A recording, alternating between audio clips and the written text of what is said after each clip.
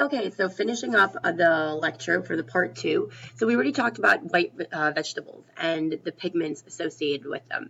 So continuing on, let's talk about red vegetables. And now red vegetables are maybe potentially some of you guys might start thinking carrots and don't, because those are actually a little bit different. So when we talk about red vegetables, this is where we're talking about your red beets, your red cabbage. It's almost, we call them red vegetables, we should almost call them purple, but I didn't make up the names. So these are the red pigments called anthocyanins. Once again, kind of difficult, but you guys can handle it. They're only found in a very few sets of vegetables. And like I already mentioned, it's the red cabbage, the beets, then of course tomatoes, red peppers, kind of in that family. So acids turn the anthocyanins a bright red. This is also why when you think about red and we think about tomatoes, in a salad, it's obviously a lot of acid based, and you definitely always want to make sure that you do actually take that tomato and you put some acid on it when you're presenting it for a salad, because it actually brings out the redness of the tomato. So that's always a very good thing. Alkali turns anthocyanins blue or green.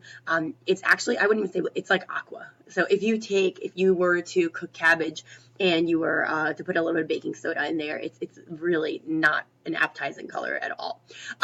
Ironically, even without knowing any of this, a lot of these vegetables are prepared, like I mentioned, the salad with the tomato, but also with some sort of acid. So think about like your traditional recipe for a braised cabbage. It typically calls for some sort of vinegar, either apple cider, or we sometimes do it with a little red wine. So the recipes that you might know, they do contain the acid in it, which helps protect the color of these vegetables. The next ones that we're talking about, this might bring you guys back to third grade, maybe. I think my daughter just started talking about chlorophyll. So green vegetables, chlorophyll is present in all green plants, and completely opposite of what we just talked about. So acids are actually complete enemies of green vegetables. So that's something that we want to be careful about. Both acid and long-term cooking turn the green vegetables that like disgusting olive green, kind of like, it's brown basically. And I always tell people, whenever you see a vegetable that color, there is no nutritional benefit or benefit to flavor to actually eating that vegetable. So you might as well just let it be and get something else. But basically, here we want to be very careful that we don't introduce any types of acids. And if we do have to introduce an acid, it should be for a very short period of time, not for a long period of time. So there are a couple of different ways of how we could protect the green vegetables from turning the actual product that drab, disgusting color. We always want to make sure that we are cooking these uncovered to allow the plant natural acids to escape. And then we talked about this already before, the shortest possible time that we can cook this. So even if you do have to cook these in some sort of liquid, make sure you bring the liquid to a boil first, then you introduce the vegetables, and then you remove them very quickly. Cooking in small batches is key when it comes to any type of green vegetables. We obviously know that you have way more control over that. Also, hot holding these vegetables, once again, doesn't really work very well. If you are going to be doing any type of buffet, like Wegman style or in Whole Foods, then this needs to be a big rotation item. It does not hold well for extended periods of times. And once again, do not use baking soda to maintain green color. It basically makes the vegetable fall completely apart. So while it might maintain the color, the consistency of the vegetable will be like mush. So that's not something that we ever want to do. And that's the alkali that would be involved in making the texture unpleasant, mushy, slippery. And literally, it basically breaks apart and makes it quite unappealing. All right. Yellow and orange vegetables. So this is when we're talking about your carrots, and once again we call them yellow orange, but the orange is the one that a lot of people think about. Now this is huge around this time of year with pumpkins, butternut squashes, any other types of squashes. My gosh, there's so many.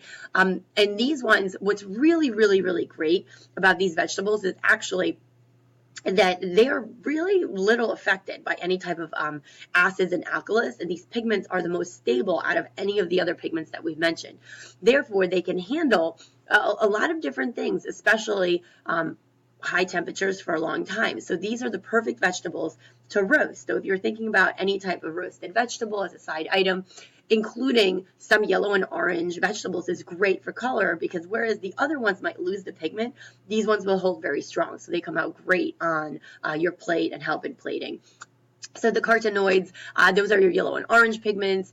And like I said, this is something that around this time of year they're so popular, and they absolutely do bring out the best in on plating as far as food is concerned.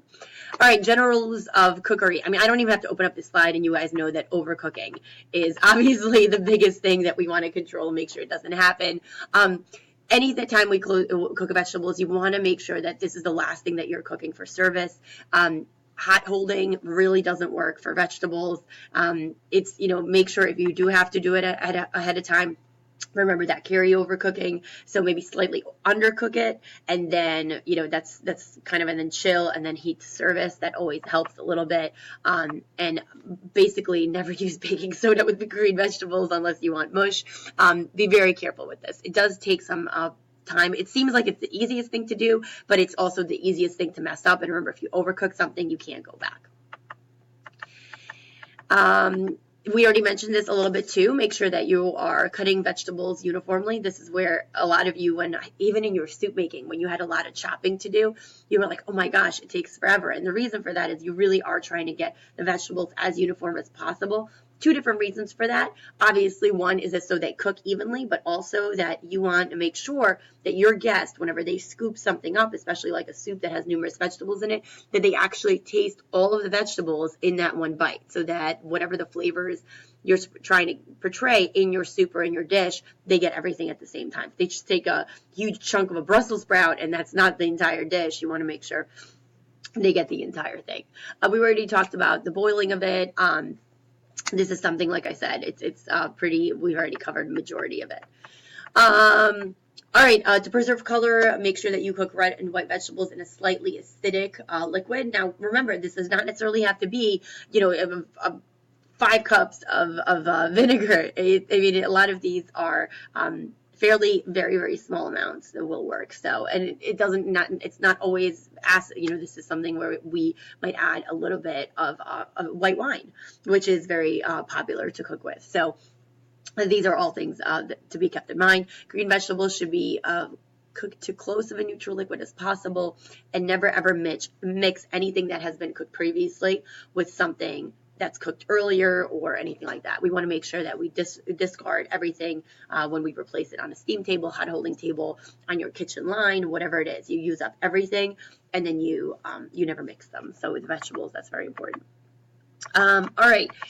So the standards of quality in cooked vegetables, obviously, this is a little bit different for everybody. Oh, I love that picture, because like we talked about, the vegetables that hold the color really well. You see even the beets actually held up really well, probably a little bit of acidic in this. But you look at the carrots, and they definitely keep their color compared to the Brussels sprouts that have definitely let it go a little bit.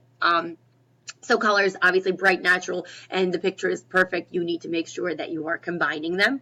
Appearance on a plate, everything neat, you cut uniform as much as possible. Obviously, there's going to be a difference, but the picture is really nice. It's kind of showing you it has pretty uniform cuts, cooked to the right degree of doneness. Remember, we do this, it is a la carte now. And the flavors, natural flavors, sweetness, we want to make sure that all of those come out. When we're talking about seasoning, sauces, when it comes to vegetables and vegetable combinations, less is more. But also you can really, really play around with it. And this can increase the price of your dish by a couple of dollars.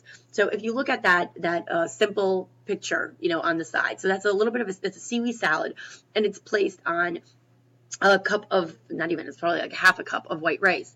And they play around a little bit with the sauces, but it's just the presentation makes it look really nice.